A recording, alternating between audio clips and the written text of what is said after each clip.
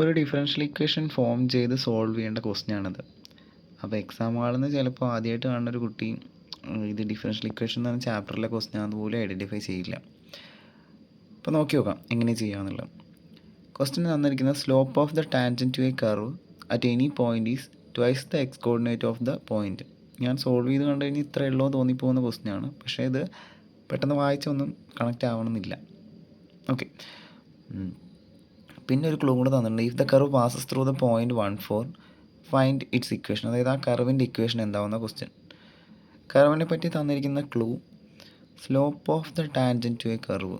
Slope of the tangent to a curve റിപ്പീറ്റഡായി വായിച്ചു കഴിഞ്ഞാൽ ഒരു കർവിൻ്റെ സ്ലോപ്പ് പറഞ്ഞാൽ സ്ലോപ്പ് ഓഫ് എ കർവ് എന്ന് എഴുതിയല്ലേ, slope of tangent to a curve. Slope of the tangent to a curve എന്ന് പറഞ്ഞു കഴിഞ്ഞാൽ വൈ എന്നൊരു കർവാണ്. നിങ്ങളുടെ കയ്യിലുള്ള കർവ് വൈ ആണെന്ന് കരുതുക. അതിൻ്റെ സ്ലോപ്പ് എന്ന് പറഞ്ഞാൽ dy/dx ആണ്, ഡെറിവേറ്റീവ് ആണെന്ന് നമ്മൾ പഠിച്ചിട്ടുണ്ട്. ഓക്കെ, അപ്പോൾ അത് നമുക്കറിയാം. അതെന്താണെന്ന് പറഞ്ഞിരിക്കുന്നത് is twice the X coordinate of the point. അപ്പോൾ നമുക്ക് അതൊന്നൊരു ഇക്വേഷനായിട്ട് എഴുതി വെക്കാം. ഈ സ്ലോപ്പ് എന്ന് പറഞ്ഞു കഴിഞ്ഞാൽ twice the X coordinate, slope എന്താ dy/dx, twice the X coordinate എന്ന് പറഞ്ഞാൽ 2x.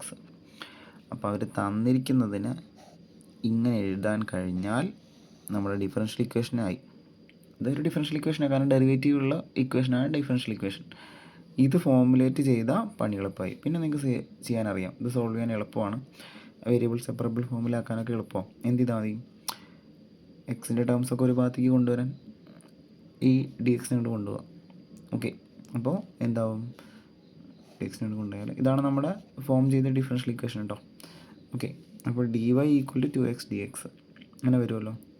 ഇപ്പോൾ വൈൻ്റെ ടേംസൊക്കെ ലെഫ്റ്റിൽ, എക്സിൻ്റെ ടേംസൊക്കെ റൈറ്റിൽ. വേരിയബിൾ സെപ്പറബിൾ ഫോമാണത്, വേരിയബിൾ സെപ്പറബിൾ ഫോം. ഓക്കെ, ഇതിനെ ഇൻ്റഗ്രേറ്റ് ചെയ്ത് കഴിഞ്ഞാൽ ഇൻ്റഗ്രൽ dy=2x dx.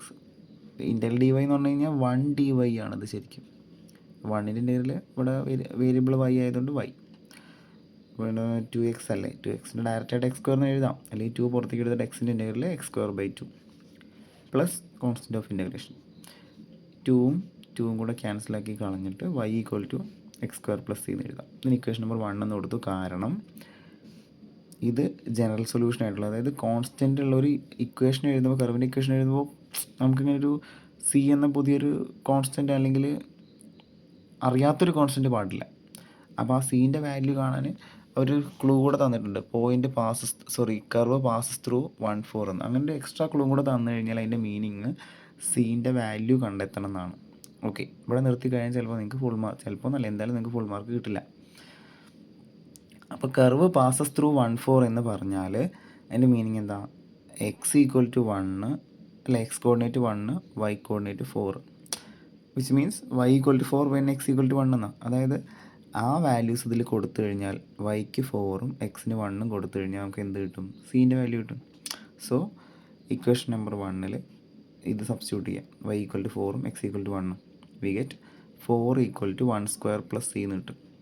അപ്പോൾ 4 ഇവിടെ 1 + c എത്രയായിരിക്കും ഊഹിച്ചാൽ നമുക്ക് അറിയാവുന്നതേ ഉള്ളൂ, c=3 ആയിരിക്കും. എന്നാലല്ലേ 1 + 3 4 ആവുള്ളൂ, അല്ലെങ്കിൽ 1 കൊണ്ട് കൊണ്ടുവന്നാൽ c=3 എന്ന് കിട്ടും. ആ c വാല്യൂ ഇതിൽ സബ്സ്റ്റിറ്റ്യൂട്ട് ചെയ്താൽ ഫൈനൽ ആൻസറായി. Therefore equation of the curve is y=x²+3. സിമ്പിളായിട്ടുള്ള പ്രോബ്ലമാണ്. ഓക്കെ, അപ്പോൾ ഈ ഡിഫറൻഷ്യൽ ഇക്വേഷൻ ഫോം ചെയ്യുന്നതാണ് പണി. സിയുടെ വാല്യൂ കണ്ടുപിടിക്കാനും മറക്കണ്ട.